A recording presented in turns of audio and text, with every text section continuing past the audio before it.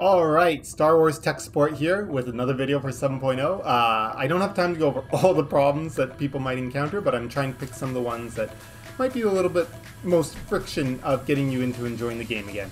So one of the things I totally dropped the ball on forgetting about saying before 7.0 came out is with the way that they're changing the combat styles and the ability tree and everything, some of your abilities are going to be missing. We should have all thought to take some screenshots of our layout before the patch. Would have helped. Too bad. Well, now we're here. How do we fix it? What do we got to do? And what are some key things that you want to know about the loadout system? So I just loaded up a character. This is an existing character from before the patch. As you can see, it looks a little weird. Some of these hotbars are just a little bit too empty, and there's weird spots where there shouldn't be spots at all. Two things that you want to know about this. One is some of these abilities are gone permanently from the game, and some of these abilities are harder to find, or just something to do with the way they created the new combat styles and ability tree is why you're not able to quickly and easily see them. So first thing you're going to want to do, you can go ahead, unlock your quick bar, and you might notice that you now have two quick bars that are the exact same number, and it's very confusing how it works. So as you can see, I just scrolled my quick bar that it was supposed to have 1 and 6 on it, and now has 1 and 5, but I've also got quick bar 5 right here.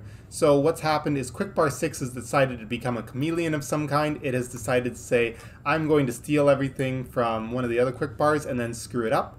So all I'm going to do is I'm going to scroll to what was my quick bar 6 location, and I'm going to drag everything manually onto quick bar 5. My hotkey was also busted for quick bar 5. So I actually had to manually go under my preferences and key bindings. The import thing didn't work at all. I had to find that quick bar 5 and re-add my hotkey that I wanted to have for my rocket boots. Let's take a look at figuring out how we're going to get the rest of our abilities and why some of them are gone.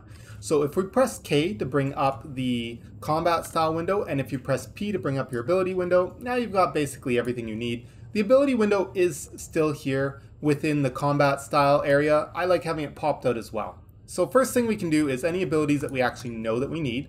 There's no longer a shadow and a kinetic combat or a shadow and an infiltration. This is a great quality of life change. Everything's just listed under shadow. So I can just search up resilience because I know my resilience is missing off my bar. I can drag it there.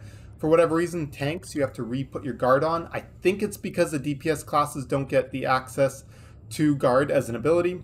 Now, battle readiness is also missing. Oh, it's not in the list. What the heck is going on? It was not one of the abilities that's pruned, but it's one of the abilities that's now a choice in the ability tree. So if I still want to have access to my battle readiness, I'm going to have to make sure that it's one of my ability tree choices, and there we go. It actually showed up in the spot that I had it before, but that's only because it's the first open spot on my quick slot 1. Equivalent of cleaving cut here. That also got moved around a little bit, so I'll put cleaving cut back where I want on my quick bar, and the ability that I'm missing down here, off the top of my head, I can't actually remember what ability that was. I don't know. We'll figure that out later. Right now, my quick bars are close enough to being back to playable, so I can hop in, start enjoying the story, doing other stuff like that. You'll also notice they've rearranged where some of the abilities are granted, so depending on your level, you might not have gotten them yet. Have a lot of fun, though, looking at these ability tree choices. There are a lot of cool things, especially at the lower levels, that are a lot of fun to play with, a lot of fun to use. There's usually stuff in here that's aimed towards better single target damage, stuff that's aimed towards better AoE damage,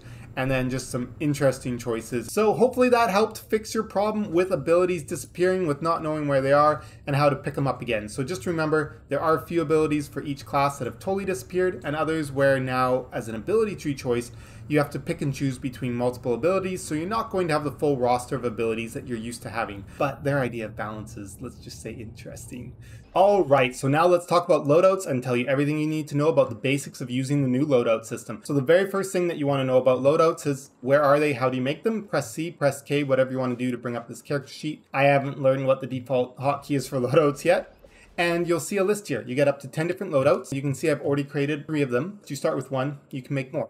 When you have an active loadout, it usually has this gold border around it. You can also see by the fact that there's no activate button there. Every time you hit this create loadout button, it's going to take whatever your current loadout is, copy all of that stuff into that empty slot, give you a chance to set whatever name you want. If you want to rearrange these, move them, whatever, they do have the option to rename them at any time, and they also have the option to copy the active loadout into that loadout. So as you can see here, this one says Shadow Serenity. If I wanted, I could hit this copy button, and it's going to copy my current active infiltration loadout into the Shadow Infiltration. Now that you've actually taken the time to create a few loadouts and you kind of have an understanding of where they are, how to rearrange them, now we need to talk about what you can change from the combat style window. I highly suggest once you create a loadout, do not change anything from the combat style window. It really screws things up a bit. The intention is to use loadouts to swap everything. So right here, I've named this one Serenity DPS, but you can see that it's right now set to infiltration. So we're going to go into our combat style window. We're going to select Serenity as the type. It does give us a warning saying this will auto update and overwrite what you have in loadout slot Serenity DPS. And I'm going to say yes, accept. And now when we go back there, you can now see that it is indeed Serenity as the choice. Very, very careful about that. Make sure that you're not accidentally deleting a loadout. That's very important. You can always make a backup copy if you have spares. So Shadow Tank is the main thing I plan to do on this class. So I'm going to activate my Shadow Tank and we'll say backup Shadow Tank. Hit OK. Yeah, that's my backup for a Shadow Tank, just to make sure that nothing happens while I'm playing around with loadouts. What actually gets auto-saved in loadouts, and what do you need to be aware of as you're making changes? So you get a few hints when you look at the screen right here. We can see Shadow, Kinetic Combat, and then we can see all of the choices from the ability tree. Those get saved as well automatically. We can see the outfit that we've got on, so what we actually look like in the outfitter, which one we picked. So if I change my outfit, now you can see that changed as well. We can see all of our equipped items. So equipped items also get changed as well. Say I unequip an item, automatically it gets updated in that loadout, but not in the other loadout. Now the other really big thing that makes loadouts useful is all of your bars get moved around too, and they get auto-saved. So right now you can see all my bars down here, and then when I change to a different loadout, all my bars change because they've been set up differently. And this is auto-saved, so it's very important to pay attention to that, to make sure that when you do need to make adjustments to your bars, that you're being careful that you actually want that change saved. So if I right now just move this one ability, my guard, over one, that's just been saved. That's already updated for this specific loadout, and the next time that I swap away from it and swap back, guard will be moved. It won't be back in the previous location. The things that do not auto-update with loadouts that can be a bit frustrating, first thing is gear. Gear has to be in your inventory when you swap to a loadout. Kind of a nice thing to help you with inventory management if you absolutely need it is you can take gear, you can throw it in one of your legacy banks or your personal stronghold, and it will look like it's not active for that loadout because you have no gear to equip. But if you bring all the gear back into your inventory and then choose to activate that loadout, it should work to put that gear on. But if you've sold the gear to a vendor, well, you don't have the gear anymore, you're SOL. The other two things is your user interface and your key bindings. So user interface and key bindings do not change at all. So if I want to go and pick a loadout that is for a DPS class, it's going to still use the same interface that I use for my tanking. So I'm going to switch over to my DPS setup. Now everything has shifted and moved, and then I'd have to go under my preferences, key bindings, import, export, and I would have to import one of my DPS key bindings.